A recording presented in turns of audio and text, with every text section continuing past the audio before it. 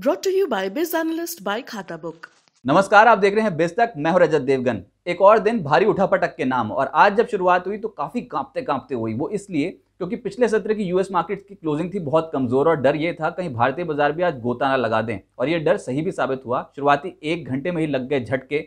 17,219 का लो टच कर दिया निफ्टी ने, लेकिन उसके बाद आई रिकवरी, और ये रिकवरी बहुत बेहतर थी। एक बार निफ्टी निचले स्तरों से पलटा तो 161 अंकों की रिकवरी शो कर रहा था। निफ्टी बैंक एक बार लोअर लेवल से 513 अंक चलता हुआ नजर आया, लेकिन ये रोज की कहानी है। ऊपरी स्तरों पर टिकना हो गया बहुत ज्यादा मुश्किल, और लेटर हाफ में ताबड़तोड़ सेलिंग ऑर्डर्स डलते हैं, और बिल्कुल वही होता हुआ नजर आया, क्योंकि न्यूज फ्लो बहुत डोमिनेट कर रहा है इस समय मार्केट्स पे। रूस और यूक्रेन के बीच में जो टेंशन है, तनाव है, वो अपनी जगह ठीक है, लेकिन जो सोशल प्लेटफॉर्म्स पे कहानियां चल रही हैं, सबकी अपनी अपनी राय है, उसके चलते भी नर्वसनेस बहुत ज्यादा बढ़ी हुई है मार्केट पे।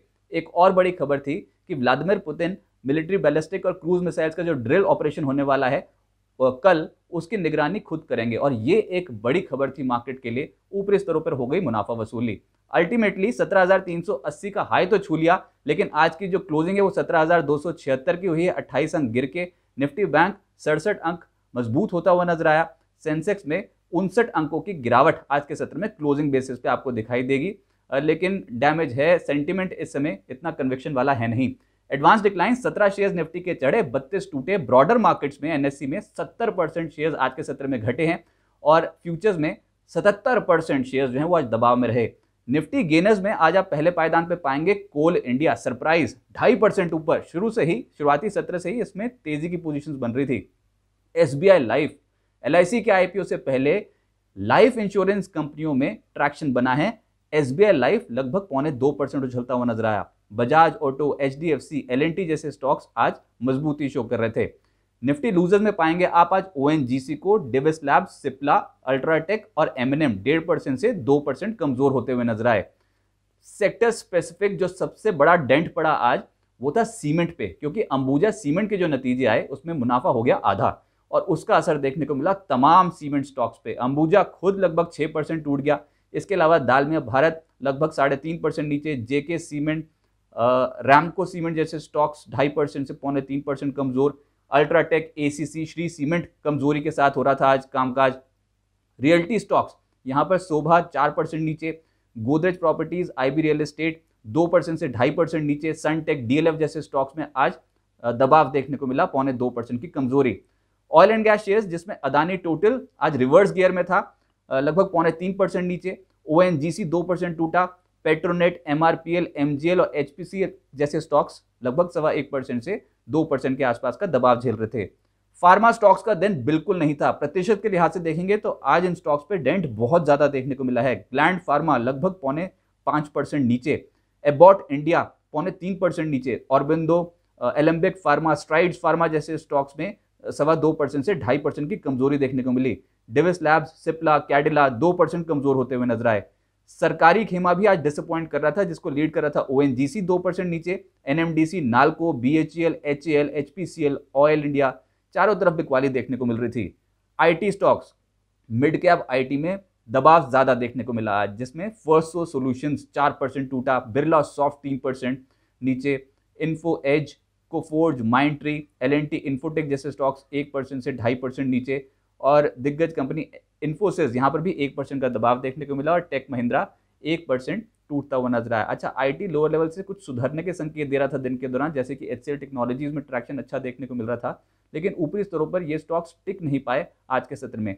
फाइनेंशियल सर्विसेज में आज आप जो तेजी पाएंगे वो इंश्योरेंस स्टॉक्स में पाएंगे। Life insurance company SBI life लगभग 2% ऊपर। आईसीआईसी प्रूडेंशियल 1.5% उछलता हुआ नजर आया। इसके अलावा Muthoot finance, HDFC, axis bank आधे फीसदी से 1% मजबूत हुए। लेकिन वायदा कारोबार पे आज जो तेजी बनी है उसमें सरप्राइज एलिमेंट है। सीमेंट पैक में एक स्टॉक चढ़ गया आज, वो था इंडिया सीमेंट, 3.5% ऊपर, और दिन के दौरान तो इससे भी ज्यादा अच्छे रिटर्न। इसके अलावा टोरेंट फार्मा, यहाँ पर तेजी थी। पूरे फार्मा पैक को कंप्लीटली आउट परफॉर्म कर रहा था, विपरीत चाल थी इसकी, 0.3% ऊपर। वोल्टास 0.3% ऊपर। कोल इंडिया, एसबीआई लाइफ तो तेज थे ही। लूजर्स में पहले पायदान पे ऑब्वियसली अंबुजा सीमेंट 6% टूटा। मदरसन सुमी, फर्स्टसो सॉल्यूशंस जैसे स्टॉक 4% से 5% टूटे। हनीवेल ऑटोमेशन, पिरामल एंटरप्राइजेज और इंडिया मार्ट 3.5% कमजोर हुए। मिड कैप कैटेगरी में बहुत काउंटर स्पेसिफिक मार्केट थी क्योंकि इस समय कन्विक्शन की बहुत कमी है। लेकिन आज शुरुआती सत्र से ही जो मजबूत हुआ था वो था क्वेस्ट कॉर्प। लोअर लेवल से पलट गया ये स्टॉक, 8.5% ऊपर बंद हुआ है। हेस्टर बायो में लेटर हाफ में तेजी बनी है, बाजार गिर रहा था, ये चढ़ रहा था 7% ऊपर। पावर इंडिया शुरुआती सत्र से ही संकेत दे देते थे कि आज ये होगा तेज और दिन के उच्चतम स्तर के आसपास की क्लोजिंग दिखाई पावर इंडिया ने 6.5% ऊपर। KRBL 5% ऊपर। शक्ति पंप, सोलारा जैसे स्टॉक्स लगभग 5%, पौने 5% उछलते हुए नजर आए।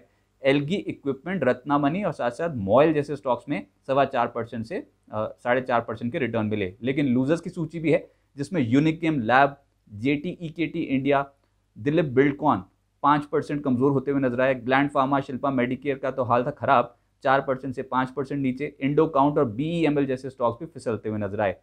इस हफ्ते की बात करें तो निफ्टी में लगभग आधे फीसदी के आसपास की गिरावट देखने को मिली, लेकिन जो डिसअपॉइंट कर रहा था वो बैंकिंग कर रहा था। निफ्टी बैंक लगभग 2.25% के आसपास का गोता लगा गया और सरकारी बैंक्स जो हैं वो इससे ज्यादा डैमेज होते हुए नजर आए। तो यानी सरकारी बैंक्स और प्राइवेट बैंक्स में सबसे रही है मुनाफा वसूली। इसके अलावा मेटल्स, रियलिटी डिसअपॉइंट कर रहे थे। जो चल रहा था उसमें हल्की खरीदारी थी कंज्यूमर ड्यूरेबल्स में और IT में। लेकिन हफ्ते में निफ्टी के टॉप लिस्ट में, टॉप गेनर्स की लिस्ट में जो शामिल है उसमें है आयशर मोटर, कमाल कर गया, 4% एक हफ्ते का रिटर्न। TCS क्योंकि बायबैक की स्टोरी जुड़ी है इसके साथ तो 2.5% सुधरा। HUL 2.5%, निचले स्रोत से अच्छी तेजी बनी है HUL में। टाटा कंज्यूमर में इस हफ्ते के आउट परफॉर्मिंग शेयर्स हैं और हीरो मोटो का भी 2% चढ़ता हुआ नजर आया एक हफ्ते में। लेकिन जो गिरावट इस हफ्ते हुई है निफ्टी पे उसमें पहले पायदान पे है पावर ग्रिड, 6% टूटा। JSW steel, UltraTech, ICICI bank और सिप्ला जैसे स्टॉक्स 5% से 6% का एक हफ्ते में गोता लगा गए। कमाल कर रहे हैं इस खड़े बाजार में भी कुछ स्टॉक्स मिड कैप कैटेगरी में, जिसमें पहले पायदान पे है सोलारा एक्टिव। लोअर लेवल से जो पलटा, एक हफ्ते का रिटर्न है 24%। RHIM 14%, पावर इंडिया 10% उछला एक हफ्ते में, यूफ्लेक्स 10%, शेफलर 8% और अदानी ग्रीन 7%। जो कमजोर हुआ है एक हफ्ते में उसमें मन्नापुरम शामिल है, 20% एक हफ्ते में टूट गया। मेट्रोपोलिस, NLC इंडिया 16% से 17% कमजोर हुए। सुप्रजीत, KRBL और महिंद्रा लॉजिस्टिक्स 14% से 15% के आसपास का गोता लगा गए। अब आगे क्या? देखिए, सोमवार को तो है अमेरिकन मार्केट्स बंद क्योंकि प्रेसिडेंट्स डे के मौके पे अमेरिकन मार्केट्स क्लोज रहेंगे। अब हम मंथली एक्सपायरी को अप्रोच करेंगे। अगला हफ्ता फरवरी वायदा एक्सपायरी के नाम रहेगा, वो इंपॉर्टेंट है। और इस हफ्ते हुआ क्या? इस हफ्ते निफ्टी का जो निचला स्तर है वो है 16,809, ऊपरी स्तर है 17,490, यानी कि जो रेंज है वो 681 पॉइंट्स की निफ्टी ने पकड़ी। और इस हफ्ते बैंकिंग में निफ्टी बैंक में 36,651 का लो और 38,461 का हाई, यानी 1,810 अंकों के दायरे में हुआ है कामकाज। ये बहुत इंपॉर्टेंट लेवल्स हैं जो आपको ये रेंज दी गई है, इसको नोट कर लीजिए, ये काम आएंगे क्योंकि जिस भी साइड ये रेंज टूटी तो एक शार्प मूवमेंट देखने को मिलेगी। पर फिलहाल एक दायरे में फंसे हुए हैं और ये न्यूज़ फ्लो बहुत ज़्यादा डोमिनेट कर रहा है इंडियन मार्केट्स पे। अब आगे किस और बढ़ते हैं ये तो वक्त ही बताएगा, लेकिन जैसे ये टेंशन ईज आउट होती हुई नजर आएंगी रूस और यूक्रेन के बीच, तो हो सकता है कि बाजार एक चाल पकड़ता हुआ नजर आए। सपोर्ट और रेजिस्टेंसेस लेवल्स रोज दिए जाते हैं, वो आज नोट कर लीजिए। 17,190 पहला सपोर्ट, फिर 17,128 और 17,062 ये सपोर्ट लेवल्स हैं। और रेजिस्टेंस के तौर पे 17,390, 17,457 और 17,523 का रेजिस्टेंस लेवल ये फिलहाल के तौर पे भारतीय बाजारों पे एक्ट कर रहा है। एक और अपडेट आपको दे दें कि आज से हमने एक नई शुरुआत की है। बिस्तक के साथ आप जुड़े, रोज सुबह 10 बजे आपको लाइव मार्केट्स बताई जाएंगी। लाइव मार्केट्स पे कैसी पोजीशंस बन रही हैं इस समय लार्ज कैप स्टॉक्स में या फिर छोटे मझौले स्टॉक्स में, जो आपकी मदद करेंगे। अगर आपको इंट्राडे ट्रेड करना है या फिर कोई ट्रेड आपने ले रखा है और सेटअप समझना चाहते हैं तो आप बिस्तक पे जुड़ें और अपने कोई भी सवाल आप बिस्तक के प्लेटफॉर्म पे पूछ सकते हैं। तो रोज सुबह आधे घंटे बिस्तक पर मार्केट्स लाइव रहेंगी आपके लिए।